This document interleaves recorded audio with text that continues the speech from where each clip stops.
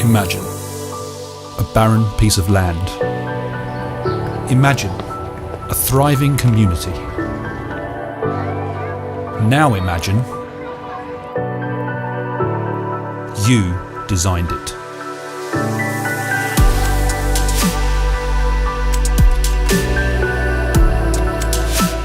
I create places for people to live, taking a site through to a community, somewhere that will still be there in 50 years, 100 years' time. Maths has always been my strong point, so I always sort of envisaged myself as a quantity surveyor. Started looking around at jobs in the industry, and there was a job for a trainee engineer. Applied for that and came in and met Chris and Steve, and they created a new role in design and planning. I really enjoy it. I perhaps didn't expect that to be my strong point, but actually I do enjoy the challenges.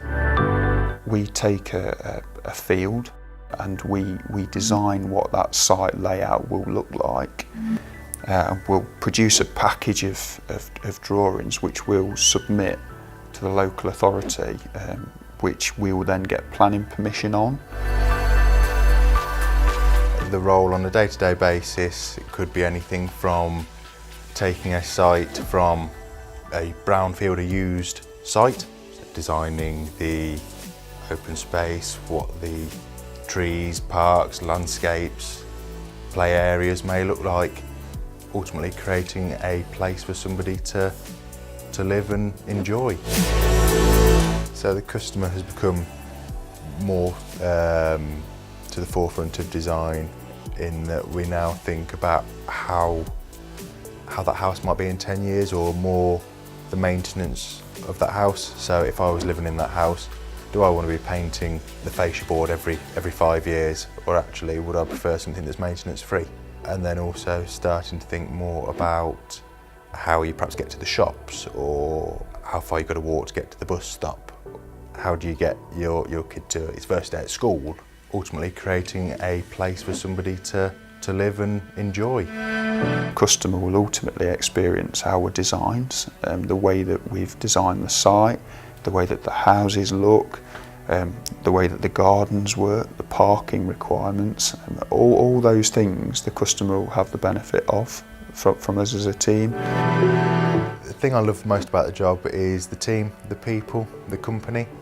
Now don't get me wrong, we all have days where we're stressed, but a lot of the time it's almost that sense of achievement at the end of each day. You drive away overnight, sometimes you've had a terrible day, but actually other days you're on cloud nine because you've perhaps just got out planning for 2, 3, 4, 500 houses. So if I was looking for to recruit somebody, it would be somebody that could apply themselves to the whole department. You generally have two defined routes. You have a technician who knows how a house goes together, or you have somebody that can design a layout, is more artistic. The character traits that I'll be looking for would be a keen eye for detail, somebody that enjoys a puzzle, enjoys a challenge, seeing something go together from nothing to the end product. So it's silly often to say somebody that enjoys putting together a Lego set, or a Meccano set or something like that it was probably when I was growing up, taking it apart, seeing how it works, putting it back together again. I'd also be looking for somebody who enjoys perhaps the interior design side of things, or you also take a broader view of, well, that can be landscaping, that can be footpath going around the site, or it could be a bit of woodland or a pond. If I could design anything, and as sad as it sounds, I'd still be designing houses. It's what I've grown up around, it's what I know, but it's also what I enjoy.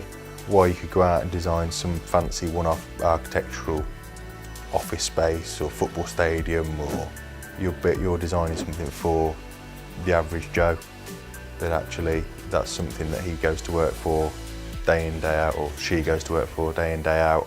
It's what they potentially aspire to, and you've created that.